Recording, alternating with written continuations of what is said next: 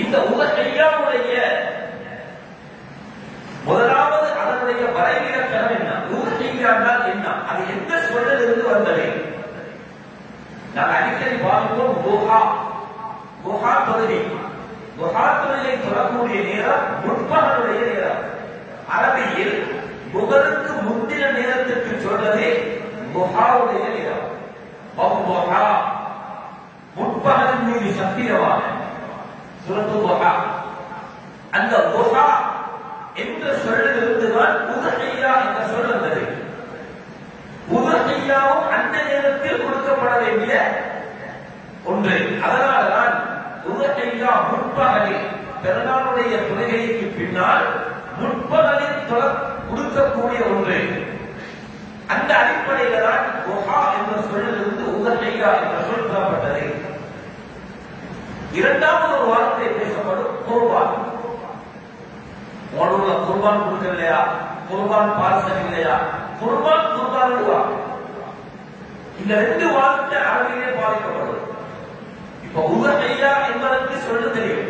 அது முற்பகலுடைய அரபு வார்த்தையிலிருந்து வந்தது. குர்பான் என்றால் அரபுல நெருங்குதல் என்று அர்த்தம். அல்லாஹ் நெருங்க செய்யப்படுகின்ற எல்லா அமலுக்கும் குர்பான் அத்தகர்ருபு இலல்லாஹ், அல்லாஹ்வின் பக்கம் நெருங்குகிறது என்று அர்த்தம். அப்ப குர்பான் என்று ஏன் உதஹியாவுக்கு சொல்வதென்றால் உதஹியாவின் மூலம் நோக்கம் அல்லாஹ்வை நெருங்குவது குர்பான். எனவே அந்த சொல்லும் பயன்படுத்தப்படுகிறது. அம்மல் குர்பான் فهو كل طاعة يتقرب بها إلى الله تعالى الصلاة والصيام والصدقة والذبح. தொழுகை, நோன்பு, ஜகாத் அர்ப்பணம் மூலம் எப்படி அல்லாஹ்வுடைய நெருக்கத்தை அடைகிறோம், இதுபோல் உதஹியா கொடுப்பதன் மூலம் அல்லாஹ்வுடைய நெருக்கத்தை அடைவது. அதனால குர்ஆன் அல்லாஹ் தஆலா உதஹியாவுக்கு குர்பான் என்ற வார்த்தையை பாவித்திருக்கிறார். வத்லு அலைஹிம் நபஅ பனி ஆதம பில் ஹக் இஸ் கர்ரபா குர்பானா. ஆதம் அலைஹிஸ்ஸலாத்துடைய அந்த மகன்மாருடைய சம்பவத்தை அல்லாஹ் சொல்லிக் கொண்டு வந்து இஸ் கர்ரபா குர்பானா, அந்த இரண்டு பேர்களும் குர்பான் கொடுக்க நெருங்கினார்கள். ஏதோ ஒன்றை அறுத்து பலியிடுவதற்கு நெருங்கினார்கள் என்று அல்லாஹ் தஆலா குர்ஆனில் குறிப்பிடுகிறார். இன்னொரு விடயம், இஸ்லாம் அல்லாத வேறு மதங்களிலும் அறுத்து பலியிடக்கூடிய ஒரு வழக்கம் இருக்கிறது. மூசா அலைஹிஸ்ஸலாத்துடைய காலத்தில் அதை புரிந்து கொள்வோம். நான் உதாரணத்தை சொல்றேன். ஒரு மர்ம கொலை நடந்தது. அதாவது மூசா அலைஹிஸ்ஸலாத்துடைய காலத்தில் மர்ம கொலை. அந்த கொலை யார் செய்தது என்று தெரியாது. கொலைக்காரனை கண்டுபிடிக்க நாம் என்ன செய்வோம்? சிசிடிவியை பார்ப்போம், அல்லது ஆள் போட்டு தேடுவோம், பொலிச போட்டு தேடுவோம். அதாவது மூசா அலைஹிஸ்ஸலாம் சொன்னாங்க, அந்த கொலைக்காரனை கண்டுபிடிக்க நீங்க ஒரு குர்பான் கொடுங்க. இன்னல்லாஹ யஅமுருக்கும் அன் தஸ்பஹு பகரா, நீங்க ஒரு மாட்டை அறுத்து பலியிடுங்க என்று அல்லாஹ் தஆலா ஏவியிருக்கிறார். அது எப்படி மாட்டை குர்பான் கொடுப்பதன் மூலம் எப்படி கல்யாணம் முடிகிறது கொலைகாரனை? அதற்கு பின்னால் மூசா அலைஹிஸ்ஸலாத்துடைய கூட்டம் கேள்விகள் கேட்டு வருகிறாங்க. அது என்ன மாடு, அது என்ன கலர் இருக்கணும்? கேள்வி கேட்க கேட்க அல்லாஹ் கஷ்டப்படுத்தினார். அது மஞ்சள் நிறமான மாடு, சஃப்ரா, அவானு பைனலாலி என்று அல்லாஹ் தஆலா பல ஷரத்துகளை போட்டார். இப்ப அந்த மாட்டை குர்பான் கொடுத்து, மாட்டுடைய குர்பான் கொடுத்த ஒரு பார்சலை எடுத்து ஜனாசாவுக்கு மேல வைக்கிறாங்க. ஜனாசா எழுப்பி சொல்லிச்சு, என்ன கொண்டறிவர் தான். குர்ஆன்ல மட்டும் சொல்லப்படாமல் இருந்தால் சந்தேகப்பட்டிருக்கும். எப்படி ஜனாசா எழுப்பி பேசுவது? குர்பானுடைய பார்சலை கொலை செய்யப்பட்ட மனிதனுடைய தொடைக்கு மேல் வைக்கப்படுகிறது. ஜனாசா எழுப்பி சொன்னது, என்னை கொலை செய்து அவர் அல்ல, அந்த தோட்டக்காரன் தான் கொலை செய்தான் என்று ஆளை காட்டி கொடுத்துச்சு. இதனாலதான் ஒரு பிரச்சனை, ஒரு நோய், மறைந்திருக்கக்கூடிய ஒரு நோய், அல்லது என்ன நோய் என்று கண்டுபிடிக்க முடியாது, வைத்தியர்கள் கூட தடமாறுகிறார்கள். இஸ்லாம் சொல்றது குர்பான கொடு.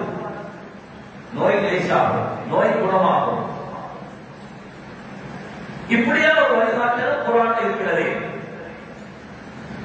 அந்நிய மாற்று மத சகோதரர்களும் அடுத்து பணியிடக்கூடிய ஒரு பரம அவர்கள்ட்ட இருக்குது.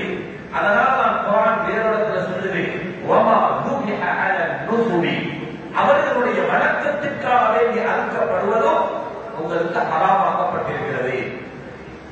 அவர்களுடைய வணக்கத்திற்காக யூதனுடைய வீட்டில் சகோதரர்கள் சாப்பிட்டார்கள், அந்நிய மக்களுடைய வீட்டில் சாப்பிடலாம்.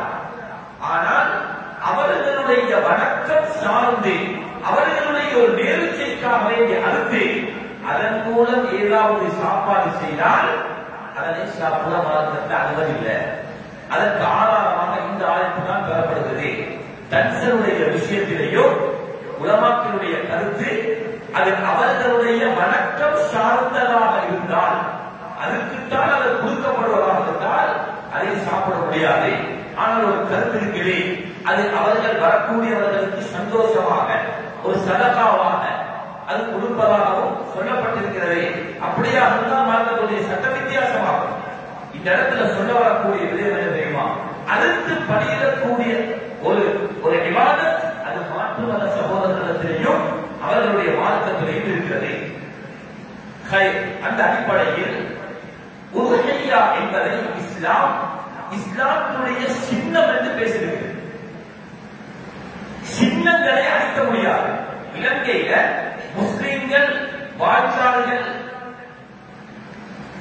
என்பதற்கு 1500 2000 வருஷத்துடைய வரலாறு இருக்கிறது என்று முன்னால் இருந்த ஒரு ஜனாதிபதி அவருடைய உரையிலே சொன்னார். கிட்டத்தட்ட 1500 2000 வருடத்திற்கு உண்டான முஸ்லிம்கள் வாழ்வதற்கான அடையாள இலங்கையில் இருக்கிறது.